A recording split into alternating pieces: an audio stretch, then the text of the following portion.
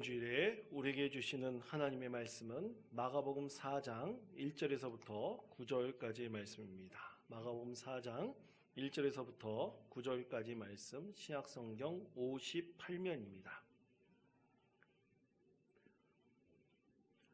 마가복음 4장 1절에서부터 9절까지의 말씀입니다. 이 말씀을 제가 봉독하겠습니다. 예수께서 다시 바닷가에서 가르치시니 큰 무리가 모여들거늘 예수께서 바다에 떠 있는 배에 올라 앉으시고 온 무리는 바닷가 육지에 있더라.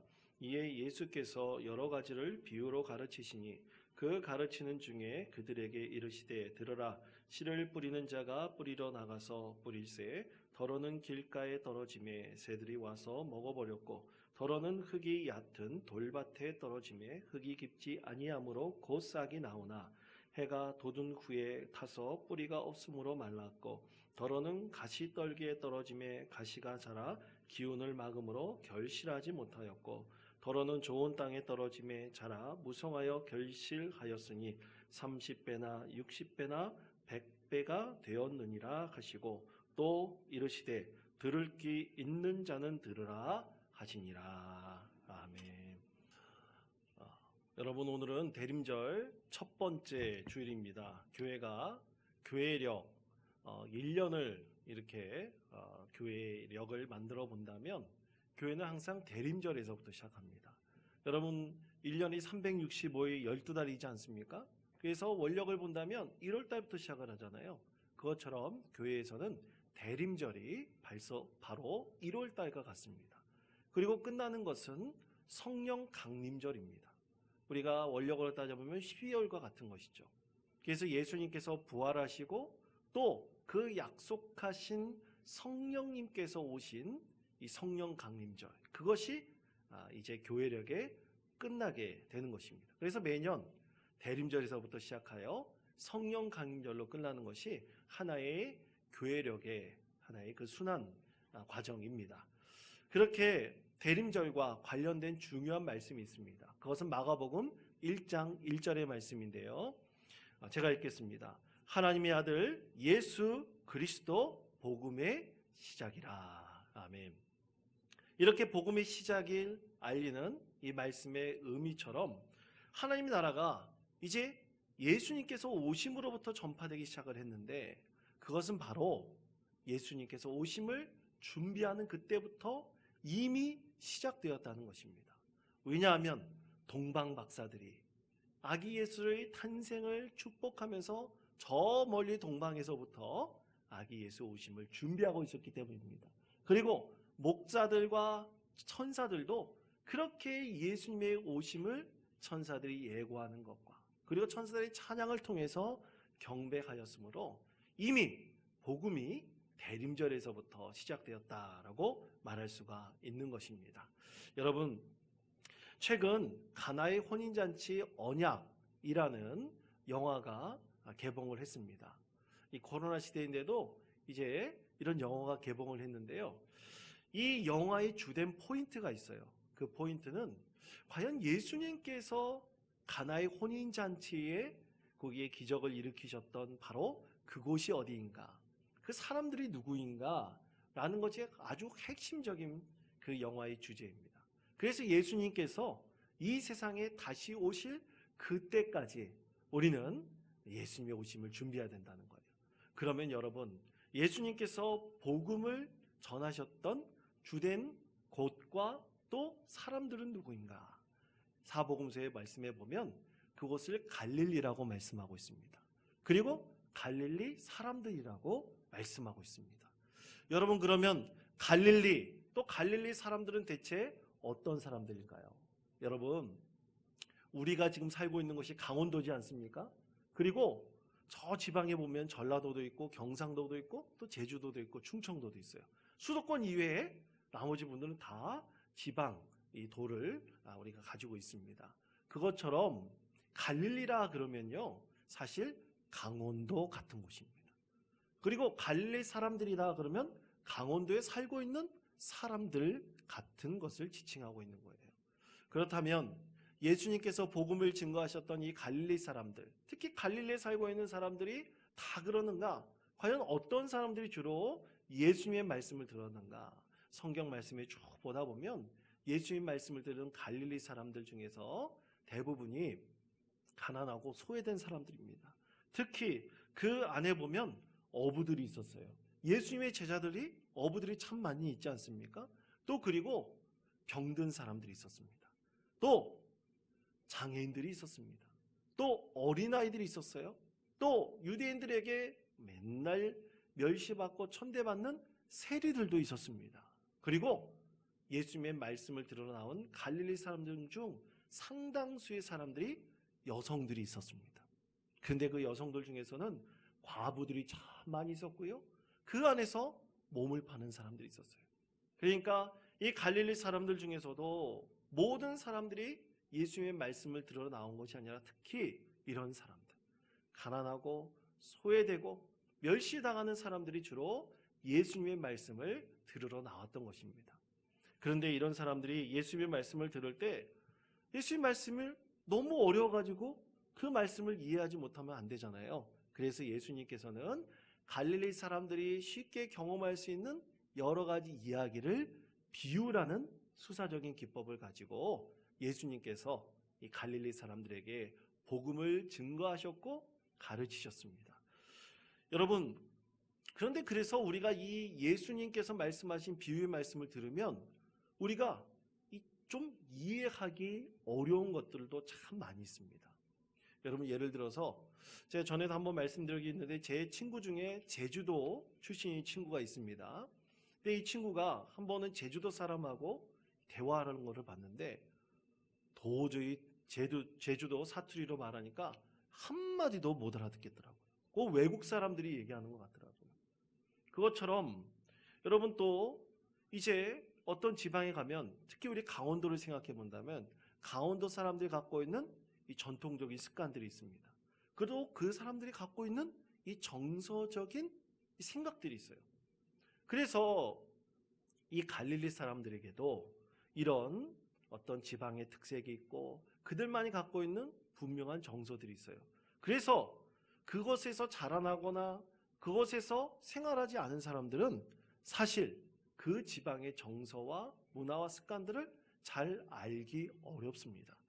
그래서 예수님께서는 이 갈릴리 사람들, 특히 복음을 주로 듣는 예수님의 말씀을 들으러 나오는 사람들에게 좀 더 하나님 나라의 말씀을 쉽게 배우고 가르치시기 위해서 이 비유라는 것을 통해서 가르치셨습니다. 그래서 이 갈릴리 사람들이 하나님의 나라의 말씀을 듣고도 그 말씀을 쉽게 이해하고 받아들일 수 있도록 했던 것이죠.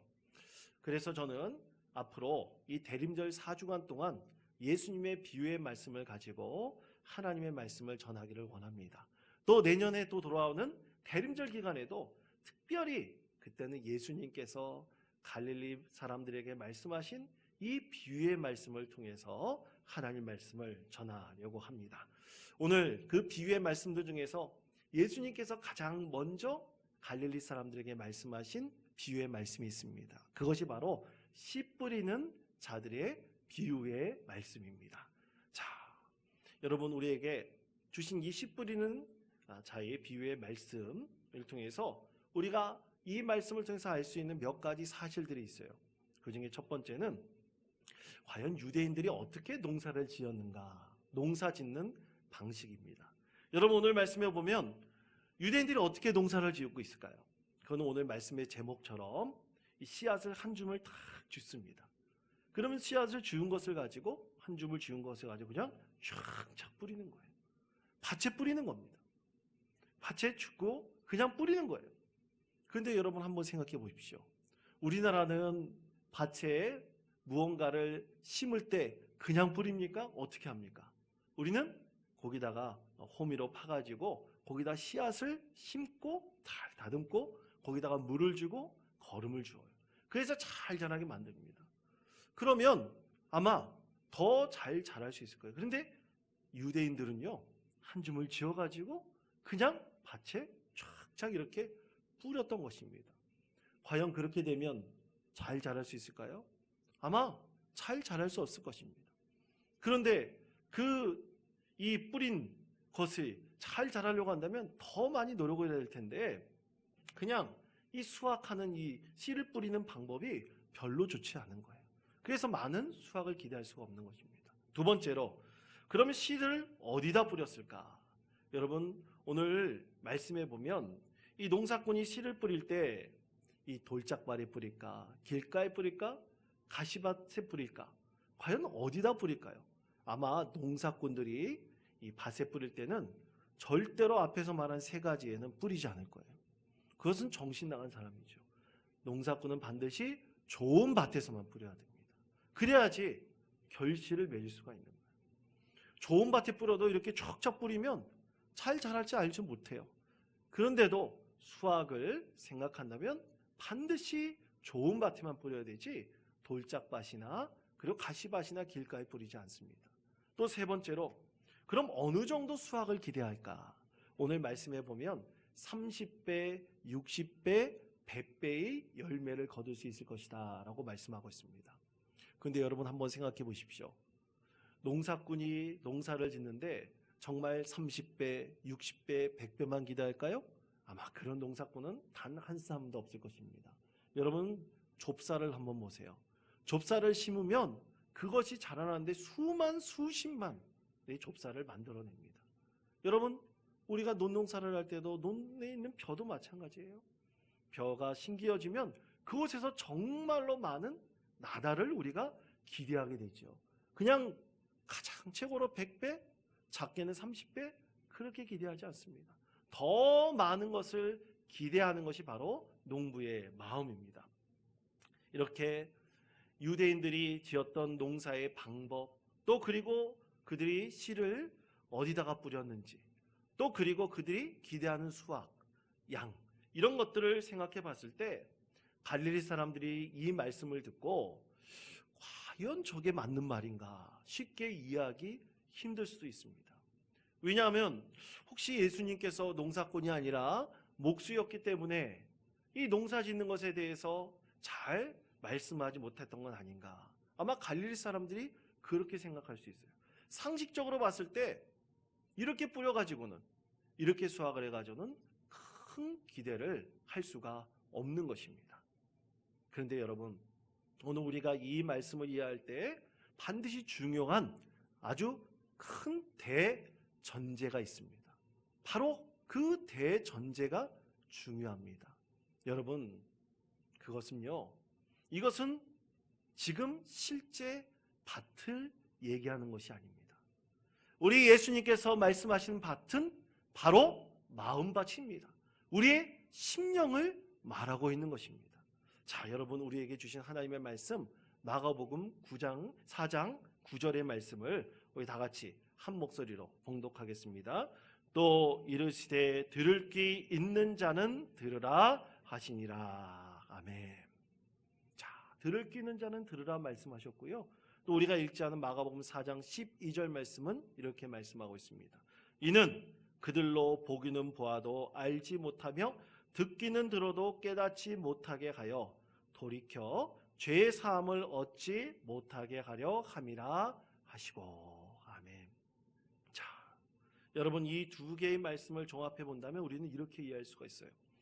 말씀은 반드시 좋은 밭에만 심겨야 됩니다. 그래야지 수확을 기대할 수가 있습니다. 그리고 좋은 밭에 많이 뿌려야 돼요. 그리고 이것을 우리에게 적용해 본다면 우리의 마음밭, 우리 심령에 정말로 말씀의 씨앗이 많이 뿌려져야 됩니다. 최대한 많이 뿌려져야 됩니다.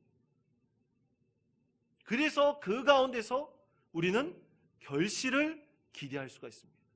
모든 말씀의 씨앗이 뿌려졌다고 다 자랄 수 있는 것은 아니에요. 여러분, 좋은 밭이라고, 좋은 심령이라고 우리가 생각하는데 그것에 말씀의 씨앗이 뿌려졌다고 그것이 다 자랍니까? 결코 그렇지 않습니다. 그 중에서 몇 개만이 자라게 되는 거예요. 그 중에서 소수만이 자라게 되는 거예요. 그래서 들을 귀 있는 자만 듣는 것이고, 또 보기는 보아도 알지 못하고 듣기는 들어도 알지는 못하는 좋은 마음밭을 갖고 있는 사람들도 참 많이 있는 것입니다. 여러분, 요한복음 15장 1절 말씀에 보면 나는 참 포도나무요 내 아버지는 농부다 라고 말씀하고 있습니다. 삼위일체 되신 우리 하나님께서 농부십니다. 우리 하나님께서 열심히 땀을 흘리시고 또 말씀의 씨앗을 지금도 우리의 마음밭에 뿌리고 계십니다. 그렇게 그 마음밭에 뿌리는데 사실 실제적으로 많은 수확을 할 수가 없어요. 30배, 60배, 100배? 그거보다 더 못할 수도 있어요. 우리의 마음밭에 우리 하나님께서 말씀의 씨앗을 뿌리시고 열심히 농사를 지으시고 거기에 거름을 주시고 물도 주시지만 그렇게 씨앗이 잘 자랄 수 있다는 것을 사실 실제적으로는 기대할 수가 없습니다. 그런데도 우리 하나님은 어떻게 하고 계시느냐? 지금도 계속해서 묵묵히 잠잠히 우리의 심령 가운데 우리의 마음밭에 말씀의 씨앗을 많이도 계속해서 뿌리고 계신 것입니다. 여러분, 오늘 말씀을 듣는 사람들은 갈릴리 사람들이에요. 여러분, 갈릴리 사람들이 참 예수님 말씀을 많이 들었습니다. 그런데 예수님 말씀을 듣는 사람들이 다 똑같은 마음을 가지고 예수님 말씀을 듣고 있는 것은 아니에요. 그 말씀을 통해서 이루고자 하는 목적과 기대하는 것이 모든 갈릴리 사람들이 다 다릅니다. 그런 사람들이 나왔어요. 갈릴리에 사는 촌부들이 나왔고 세리들이 나오고 어린아이들이 나오고 여성들이 나오고 병든 자들이 나오고 장애인들이 나오고 정말로 비천한 자들이 나오지만 그들이 똑같은 마음으로 다 예수님 앞에 나와서 하나님 말씀의 씨앗을 받아들이는 것은 아닙니다.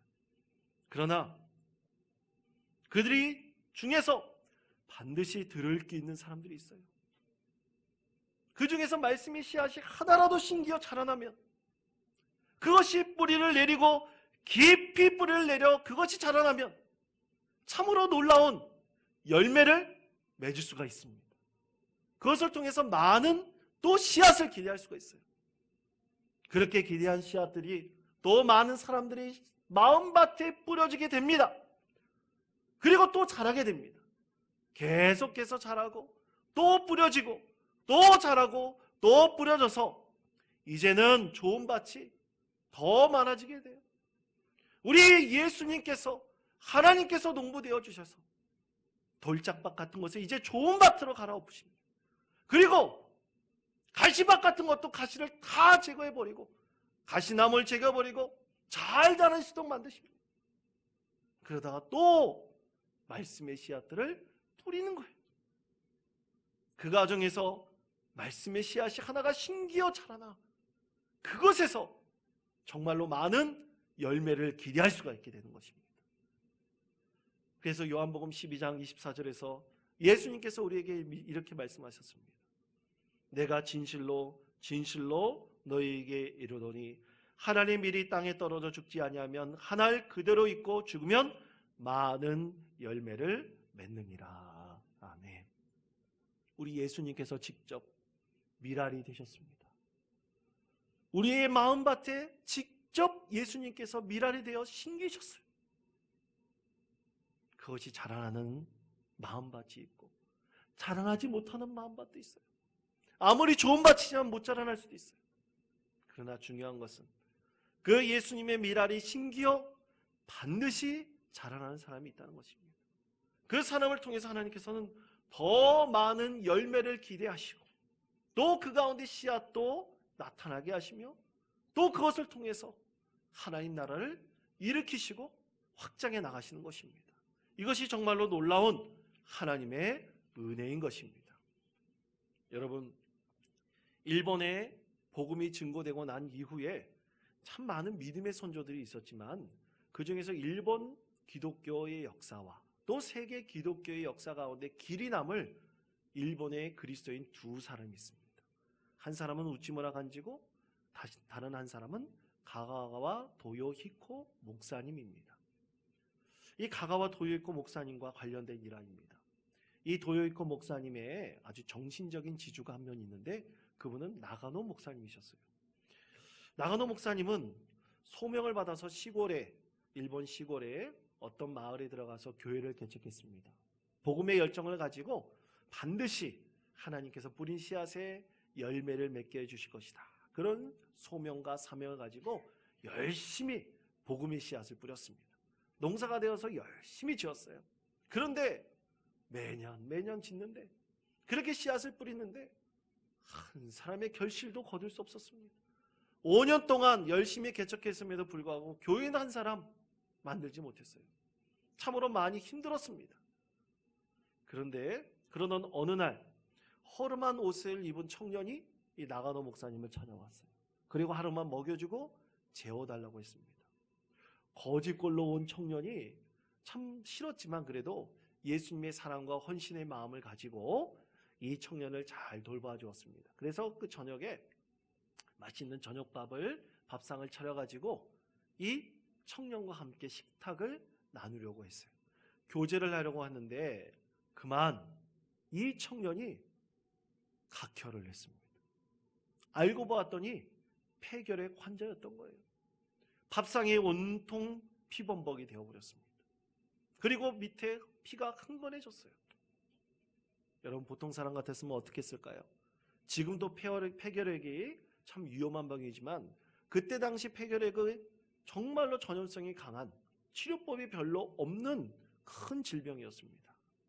그런데 나가노 목사님은 그 밥상을 그 자리에서 치우고 또 그 청년이 흘린 피를 다 닦아내었습니다. 그리고 새 밥상을 차려와서 그 청년과 함께 식탁에 교제를 나누었습니다. 바로 그 각혈한 그 청년이 이 도요이코 목사님이었어요. 당시 청년 이 도요이코는 신학을 하다가 큰 상실감이 들었습니다. 도저히 그 전에 가졌던 복음에 대한 열정이 다 사라져버렸어요. 그래서 참 고통스러워하고 있는 그때에 육신의 질병도 들었던 겁니다. 폐결핵에 걸렸어요. 자기에게 모든 희망이 사라진 것 같았습니다. 그런데 이 나가노 목사님이란 분이 5년 동안 시골에서 교인 한 명 없어도 열심히 복음을 증거하고 있다는 그 소식을 듣고 그 목사님을 만나고 싶어가지고 병든 몸을 가지고 목사님을 만나러 온 것입니다. 그런데 거기서 진짜 예수님의 헌신을 보았던 거예요. 예수님의 마음을 이 도요이코가 깨닫게 되었던 것입니다. 그곳에서 나가노 목사님의 헌신과 섬김으로 가가와 도요이코의 그 심령이 굳은 것이 완전히 녹아들었어요. 다시 한번 하나님의 은혜로 회심의 경험을 하게 되었습니다. 그리고 이 목사님의 헌신과 섬김으로 다시 건강을 회복하였고요. 그리고 열심히 공부하여 전 세계에 족적을 남긴 참으로 위대한 일본의 그리스도인이 되었던 것입니다. 여러분 우리나라에 기독교의 그 생협운동이 아주 활발하게 일어났었던 때가 있었어요. 7, 80년대, 90년대 이 생협운동이 굉장히 활발히 일어났었는데 일본의 생협을 통해서 배우게 되었는데요. 일본의 이 생협운동의 대부가 바로 가가와 도요이코 목사님이었습니다. 여러분 그렇습니다. 반드시 좋은 밭에 씨앗이 심겨 자라나야 돼요. 그리고 많지는 않지만 우리는 수확을 기대할 수 있습니다. 그리고 그것이 나중에 큰 시너지 효과를 발휘하게 됩니다. 다른 좋은 밭에 뿌려지고 더 많은 열매를 거두게 되어 있어요. 돌짝밭도 가시밭도 길가도 이제 좋은 밭으로 갈아올 수 있는 힘과 능력을 얻게 되는 것입니다. 그래서 우리는 꼭 하나님의 미랄이 반드시 우리의 마음밭에 심기도록 해야 됩니다. 그것이 심기어서 잘 자랄 수 있도록 해야 됩니다. 그때 하나님께서 정말로 놀라운 은혜를 우리 가운데 베풀어 주시는 것입니다.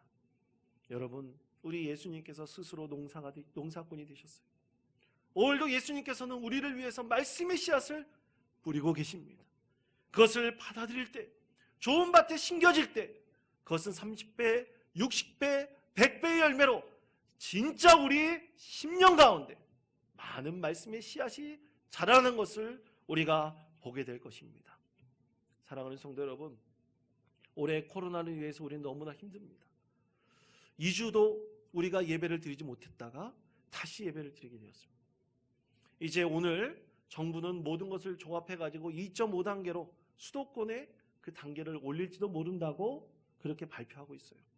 우리도 언제 또 예배가 폐하해지거나 멈출지도 모릅니다. 참으로 힘들고 어려운 시대를 우리가 보내고 있습니다. 말씀을 전하기도 힘듭니다. 나누기도 어렵습니다. 그런 가운데 하나님께서 우리 가운데 지혜를 주셔서 우리 새벽 기도회에는 우린 다바르 성경 통독에 계속해서 이어나가고 있습니다. 저는 이 말씀이 반드시 우리 10년 가운데 지금 심기고 있다고 믿습니다. 그래서 그 말씀이 자라고 있다고 믿습니다. 이제 내년에는 더욱더 이 말씀에 대한 갈급함을 더 확대하여서 우리 교회 학교 아이들도 정말로 말씀의 씨앗을 심길 수 있도록 노력하려고 합니다. 여러분 같이 기도해 주시고 동참해 주셨으면 좋겠습니다. 그래서 우리의 말씀의 씨앗이 우리의 마음밭에 심기어 분명히 자라나게 될 것입니다. 그래서 많은 것을 이룰 수 있는 놀라운 하나님의 은혜를 우리 가운데 하나님께서 반드시 보여주실 것이라고 믿습니다.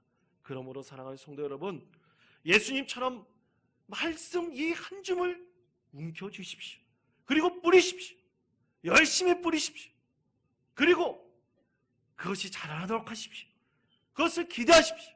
소망하십시오. 반드시 하나님께서 우리를 통해서 놀라운 은혜를 부어주실 것이라고 믿습니다. 그렇다면 우리가 대림절을 맞이하여 이 말씀을 우리가 어떻게 이해하고 받아들일 수 있을까요? 우리 하나님께서는 오늘 우리에게 두 가지를 말씀하십니다. 그 중에 첫 번째는 반드시 좋은 밭이 있다는 것입니다. 자, 여러분, 반드시 좋은 밭에 말씀의 씨앗이 뿌려질 것이라고 믿으십니까? 예, 그렇습니다. 지금도 뿌려지고 있고 심겨지고 있습니다. 그런데 우리가 모르는 것이 있어요. 뭐가 좋은 밭인지, 뭐가 돌짝밭인지, 뭐가 가시밭인지, 뭐가 길가인지 우리는 모릅니다. 그런데 그것을 진짜로 진실로 아시는 분은 하나님 한 분, 예수님 뿐이십니다.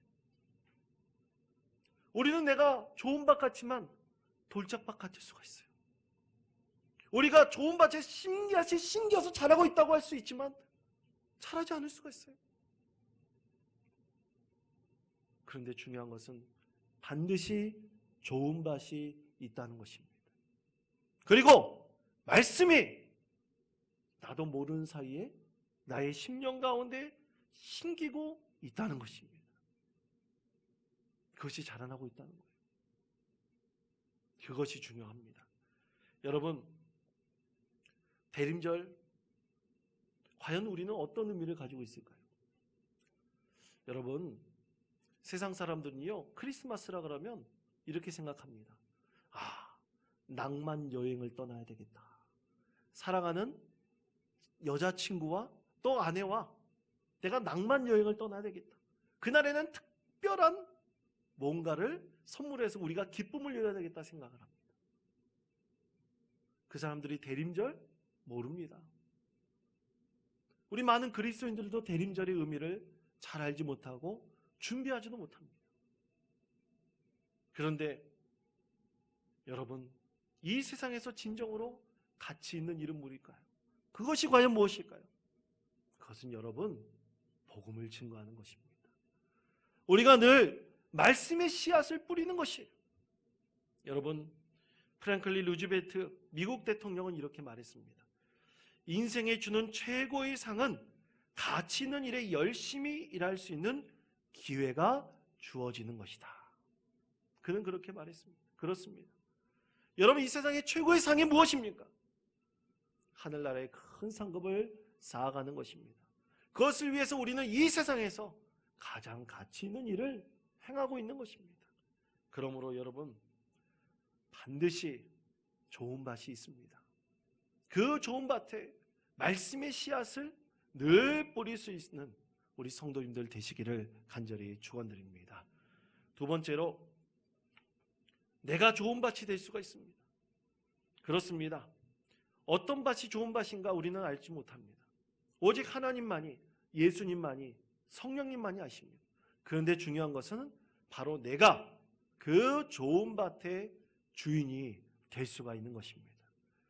씨앗 하나가 우연히 심겨 내 마음밭에 뿌려지고 그것이 자라나 충분한 양분을 얻어서 정말로 많은 열매를 거둘 수 있는 좋은 밭, 그것을 우리는 늘 소망하고 기대해야 됩니다. 그래서 내 자신이 하나님의 은혜로 내 심령이 좋은 밭이 되게 해달라고, 돌짝밭 같은 내 밤이 있다 할지라도 내 심령은 오직 말씀이 하나가 심겨 자라날 수 있는 좋은 밭이 되게 해달라고 우리는 늘 하나님께 기도해야 할 것입니다. 여러분, 불교에 보면요, 열애장이라는 말이 있어요. 이 말은 번뇌가 더럽히지지 않고 절대 청정하며 영원히 변함없는 깨달음의 본성이라는 뜻입니다. 굉장히 어렵죠. 근데 이것을 좀 쉽게 이해하면 이 열애장이라는 것은 감출력, 원래 감출장이라는 말을 써가지고 이 깨달음을 얻을 수 있는 감추어진 열애, 곧 하나의 장이 있다는 뜻이에요. 그런데 이 열애장의 장이라는 그 뜻은 엄마 뱃속에 있는 자궁을 말하고 있는 것이고 또 그 안에 자라고 있는 태아를 상징하고 있다고도 합니다. 이 불교라는 그런 종교에서도 이런 열애장이라는 말이 있어요. 근데 그것과 똑같이 우리 하나님께서는 바로 이 말씀의 씨앗이 자라는 곳이 있다고 우리에게 말씀하고 있습니다. 그것은 요한 1서 3장 9절의 말씀입니다. 다 같이 이 말씀을 한 목소리로 봉독하겠습니다. 하나님께로부터 난 자마다 죄를 짓지 아니하나니 이는 하나님의 씨가 그의 속에 거함이요 그도 범죄하지 못하는 것은 하나님께로부터 났습니다. 아멘. 이것을 공동번역 성경에서는 이렇게 말씀하고 있습니다. 누구든지 하나님께로부터 난 사람은 자기 안에 하나님의 본성을 지녔으므로 죄를 짓지 않습니다. 그는 하나님께로부터 난 사람이기 때문에 도대체 죄를 지을 수가 없습니다. 아멘. 여러분, 우리는 모두 이런 하나님의 본성을 지닌 사람들입니다. 그 본성 안에, 그 공간 안에 하나님의 말씀의 씨앗이 심기어서 태아가 자라나듯이 반드시 자라나게 됩니다. 씨앗이 자라나듯이 그 안에서 자라나게 됩니다. 그래서 우리는 좋은 밭, 하나님의 본성을 닮은 하나님의 자녀들입니다. 그러므로 여러분 이하세 꼭 하나님의 말씀의 씨앗을 늘 심기십시오. 그리고 기도하십시오. 그리고 그것을 통해서 자라나게 하십시오. 그래서 이 세상에서 하나님 영광 올려드릴 수 있는 우리 믿음의 성도님들 되시기를 간절히 축원드립니다.